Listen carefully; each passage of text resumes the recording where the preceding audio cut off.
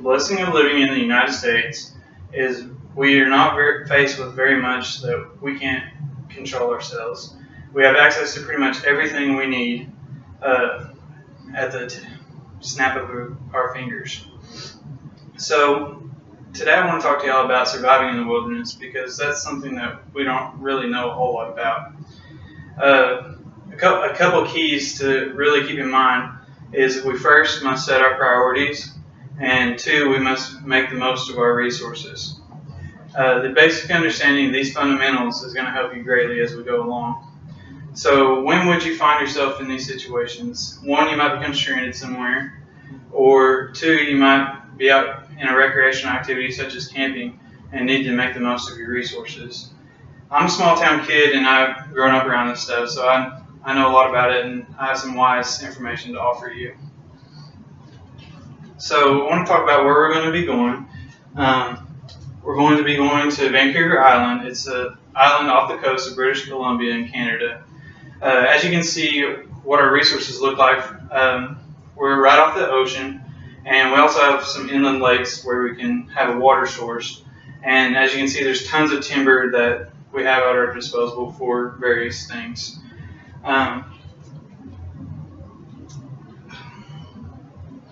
So 5 items that are essential to have as you're going to be surviving in the wilderness. One, I would take a hatchet. It's going to provide many different things for us.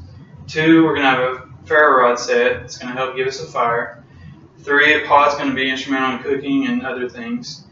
A gill net is going to help us obtain a food source, and a sleeping bag is going to help us as we face the colder months. So let's first talk about the hatchet. Hatchet is going to be beneficial for very many reasons. Justin Jackson explains in his 2016 submission, Survival Hatchet, Should You Be Carrying One, to skilledsurvival.com, that a hatchet can be used to build adequate shelter. As you can see, good shelter keeps out the elements such as the wind, the rain, and other predators. This is an example that I would use as a shelter in this environment. So another great use for a hatchet is that we can chop wood and split wood, and it would be good for having that for a fire. Hatchet is also good to have self-defense. We can protect ourselves from small animals, and we can also build other tools as well if we need those. As hatchets supply our wood for our fire, we're going to need something to ignite that fire. That's where a ferro rod set comes in. A fire is going to be very important for temperature regulation. So Ross Gilmore states in his article, Ferro Rod versus Big Lighter, to woodtrekker.blogspot.com, that a ferro rod set can be used multiple times. This can be crucial in a survival situation where we don't know how long we'll be out there. Another great thing about a ferro rod set is that it still works whenever it's wet, and this area gets a lot of rain at this time. So the ferro rod set is definitely important for us, especially if we can use it to help cook and our animal that we kill, and then use to boil water at the same time. So as much as we need fire to cook food and boil water, a pot is going to be very ideal to have in these circumstances. The addition of a pot is going to be help us out greatly in the long run. It's one of the most important tools for body maintenance. Philip Kazik informs us in his 2006 entry, Basic Survival Skills, to alderleafwildernesscollege.com, that clean water is essential to survival. We can only survive 3 days without good, clean water.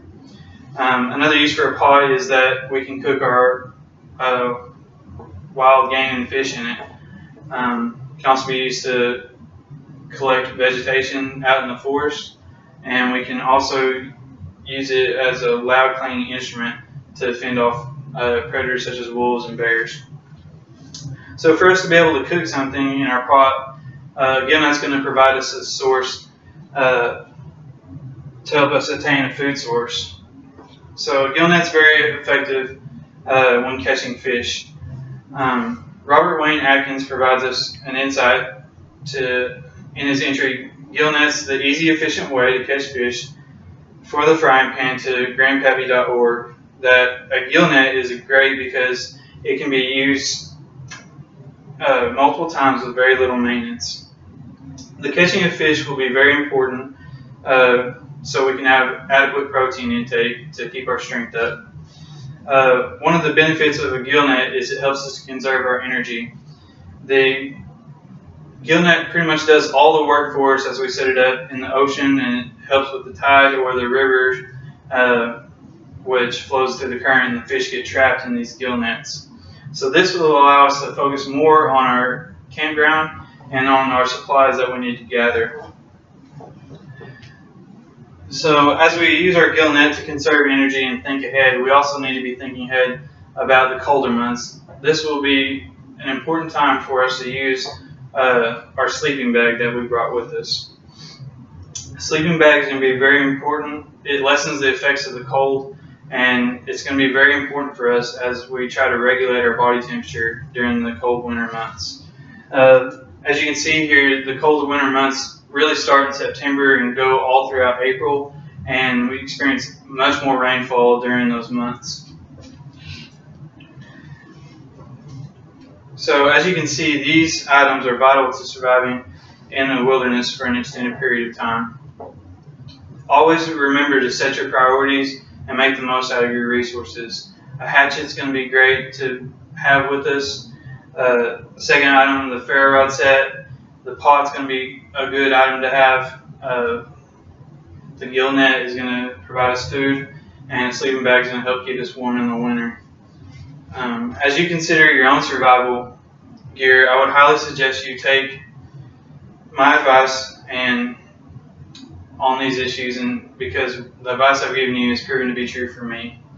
If you picked a different set of items, I would strongly urge you to reconsider your choices so you can make the most out of your experience.